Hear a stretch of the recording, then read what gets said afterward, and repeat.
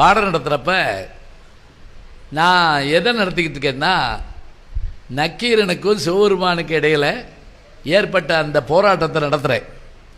நடத்திக்கிட்டே இருந்தப்ப திடீர்னு ஒரு பையன் எந்திரிச்சு ஒரு கேள்வி கேட்டான். என்ன கேள்வி கேட்டான் அப்படின்னா, சிவபெருமான் மனுஷனாக தான் வந்தார். ஆமாம். நக்கீரனும் மனுஷன் தானே? ஆமாம். ரெண்டு பேருக்கு சண்டை வந்துச்சுல்ல? ஆமாம். அப்போ கோவம் வந்த சிவபெருமான் நக்கீரனை அடிச்சிருக்கலாம், கத்தியில் கூட குத்திருக்கலாம். மனுஷனுக்கு மனுஷன் அப்படி செய்யாமல் திடீர்னு நெத்திக்கண்ணை திறந்து தான் சுப்ரீம் பவர், அந்த காலத்தில் அப்படி வேகமாக நெருப்பு மாதிரி கண்ணை திறந்து தீப்பொறி பறக்க ஒரு மனுஷனை சிவபெருமான் எரிச்சாரே ஏன்? இது 9வது வகுப்பு படிக்கிற பையன் கேட்குறான். வாத்தியார் கொஞ்சம் திகைச்சு போனார். சிவபெருமான் ஏன் மனுஷனாக வந்தாலும் திடீர்னு தான் கடவுளுங்கிற மாதிரி நெத்திக்கண்ணை ஏன் திறந்து காமிச்சார்? அப்புறம் அவர் படித்தவர் பாருங்க, அதுக்கு பதில் சொல்லியிருக்கார். எப்படி? எனக்கு இந்த அனுபவம் ஏற்பட்டது. சிவபெருமான் பிட்டுக்கு மண் சுமக்க போனார், பிட்டை வாங்கி சாப்பிட்டாரு, வேலையை பார்க்கல. பாண்டிய மன்னன் பெரம்பல அடித்தான். அடித்த அடி அவன் மேலே பட்டது, மந்திரி மேலே பட்டது, குதிரை மேலே பட்டது, யானை மேலே பட்டது, உலக உயிர்கள் மேலே பட்டதுன்னு நான் சொல்லி முடிச்சோன்னு ஒரு பையன் எந்திரிச்சிட்டான். அடி எல்லார் மேலேயும் படித்தா? ஆமாம். அந்த புட்டு தின்னார், அது எல்லாருக்கும் போச்சா அப்படின்னு கேட்டான். நியாயம் தானே? முதல்ல அதை நான் சொல்லியிருக்கணும்ல, புட்டு எல்லாத்துக்கும் போச்சுன்னு. இப்போ இவர் கேள்வி கேட்குறாரு. அவன் அந்த பையன் கேட்டுட்டான், ஏன் சிவபெருமான் நெத்திக்கண்ணை திறந்து காமிச்சார்? இந்த கதை உங்களுக்கு தெரியும்னு நினைக்கிறேன். எப்படி? திருவிளையாடல் படத்தில் தர்மிங்கிற நாகேஷ் அவருக்கு சிவபெருமான் பாட்டு எழுதி கொடுப்பார். அவர் கல்யாணம் ஆகாத ஒரு பிரம்மச்சாரி, அவருக்கு 1000 பொற்காசு வேணும். மன்னனுக்கு சந்தேகம் வந்தது, பாண்டிய மன்னனுக்கு. என்ன சந்தேகம்? பெண்களுடைய கூந்தலுக்கு இயற்கையிலேயே மனம் உண்டா?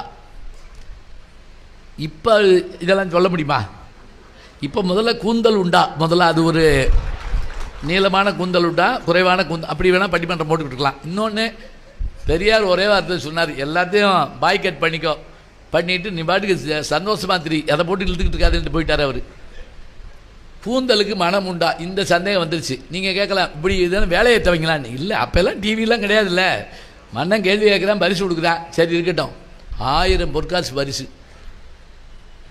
இதை கேள்விப்பட்டு அந்த தருமிங்கிற ஏழை புலவன் சிவபெருமான்கிட்ட கேட்டான், எனக்கு யாரும் இல்லையா, என்ன சரி. உடனே சிவபெருமானே புலவராக வந்துட்டார்.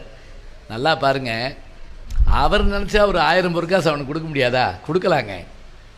தமிழுக்கு ஒரு பாட்டு கிடைக்கணுமா இல்லையா? யோசிச்சு பாருங்கள், தமிழுக்கு ஒரு பாட்டு வேணும்.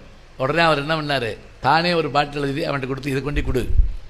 அவர் நாயசூட கேட்பார், சரி பரிசு கிடைத்தால் நான் வாங்கி கொள்ளுகிறேன், வேறு ஏதாவது கிடைத்தால் என்னிடம் வா, நான் பார்த்து கொள்ளுகிறேன், எங்கெங்கே வீங்கியிருக்குண்ணா அப்படிம்பார்.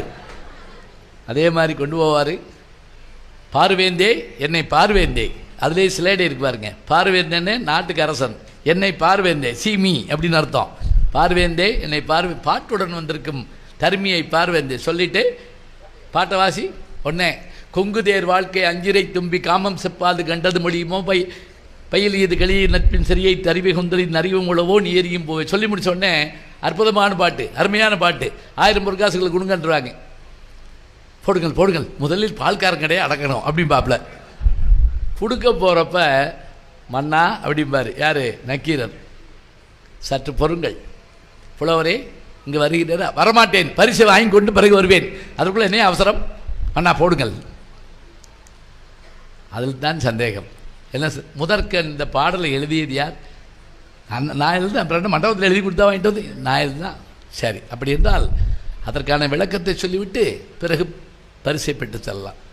போங்கப்பா, மன்னருக்கே புரிந்து விட்டது. உமக்கு என்ன? கடைசியில் உமது பாடலில் பிழை இருக்குதுன்றவர். இவர் மைண்ட் வாய்ஸ் சொல்லும், இதுக்கு தான் புதுசாக பாட்டு எழுதுறவன் நம்பி வரக்கூடாதுங்கிறது. எனக்கு பரிசு வேண்டாம், ஒன்று கிளம்புவார்.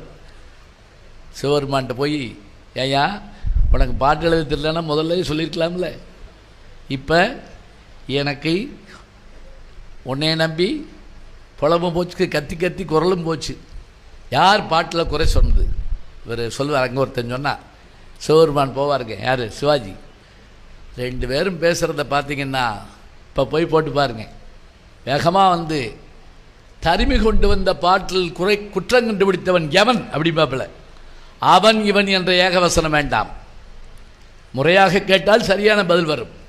சொல்லி முடித்த உடனே இவர் தான் சொல்லுவாங்க. யார் இந்த கிழவன்? முத்தமிழ் சங்கத்தின் தலைமை புலவன் நக்கீரன். ஓ கீரனா, முத்தமிழ் சங்கத்தின் தலைவன் என்பதால் அந்த தைரியத்தில் கூறினீரா சொல்லி கேட்பாப்புல. அவர் சொல்லுவார், அதெல்லாம் இருக்கட்டும், முதற்கண் பாடலை இயற்றியது யார்? யாம் இயற்றினோம். எழுதிய நீர் வராமல் மற்றவரிடம் கொடுத்து அனுப்ப காரணம் அது நடந்து முடிந்த கதை. உடனே சொல்லுவார் இவர், புலவருக்கு முதலில் பொய்யுரை தேவையில்லை, அதை தாம் புரிந்து கொள்ள வேண்டும். புரிந்தது புரியாதது, தெரிந்தது தெரியாதது, அறிந்தது அறியாதது அனைத்தும் அறிவோம். அதை பற்றி நீர் எனக்கு விளக்கம் சொல்ல தேவையில்லை. எல்லாம் அறிந்துவிட்டால் எழுதும் பாட்டில் பிழை இல்லை என்று அர்த்தமா? அதை நான் எடுத்து கூறக்கூடாது. கூறிப்பாரும். சரி, பாட்டினுடைய பொருள் என்ன? பாட்டினுடைய பொருள் இப்போ நான் இந்த பாட்டை முதல்ல நாகேஷ் வாசிக்கிறப்ப சோகமாக இருக்கும், இவர் வாசிக்கிறப்ப கம்பீரமாக இருக்கும். அது என்ன பொருள் தான்? ஒரு வண்டை பார்த்து ஒருத்தன் கேட்குறான், மலையில் வாழுகின்ற தோட்டங்களில் வாழுகின்ற உயர்ந்த சாதி வண்டே, நீ பார்த்த மலர்களுள் என் தலைவியின் கூந்தலுக்கு இணையான வாசனையுடைய மலர்களை பார்த்ததுண்டோ? இதுதான் கேள்வி. இதுதான் அந்த பாட்டு. அப்படிதான் என்ன அர்த்தம்? இந்த வாசம் அதில் இல்லைன்னு அர்த்தம். இதைத்தான் நான் எழுதிக்கிறேன். அவர் சொல்கிறாரு, இதன் மூலம் நீங்கள் மன்னருக்கு சொல்லுவது பெண்களின் கூந்தலுக்கு இயற்கையிலேயே மனம் உண்டு. யாரு? சிவபெருமான். இல்லை, வாசனை திரவியங்களை பூசிக்கொள்வதாலும் மற்றவற்றால் தான் பெண்களுக்கு கூந்தலில் மனம் உண்டு, செயற்கையால் தான் மனம் உண்டு. யாரு? நக்கீரன். 2 பேருக்கும் போட்டி நடக்குதுங்க. இப்போ திடீர்னு என்னாச்சு தெரியுமா? உத்தம சாதி பெண்களுக்கு சிவபெருமான் கேட்குறார், இல்லை. சரஸ்வதிக்கு இல்லை, லட்சுமிக்கு இல்லை. இதோடு நின்றுருந்தா பரவாயில்ல. நக்கீரர் ஒருபடி மேலே போயிட்டார் ஆர்வத்தில். நான் அன்றாடம் வழிபடுகிறேனே உமையவள், இமயவள், மீனாட்சி, பார்வதி, அவளுடைய கூந்தலிலும் மனம் இல்லைன்னாரு நக்கீரர். இப்போத்தான் சிவபெருமானுக்கு சுருகுனுச்சு. ஏன் மனைவி கூந்தலில் மனம் இல்லைன்னு உனக்கு எப்படி தெரியும்? அதை சொல்கிறதுக்காகத்தான், டே வந்திருக்கிறதே அவள் ஹஸ்பண்ட் தாட்டா அப்படிங்கிறதுக்காகத்தான் தான் நெத்திக்கண்ணை திறந்து காட்டினாராம். யார்? சிவபெருமான். விசிட்டிங் கார்டு மாதிரி.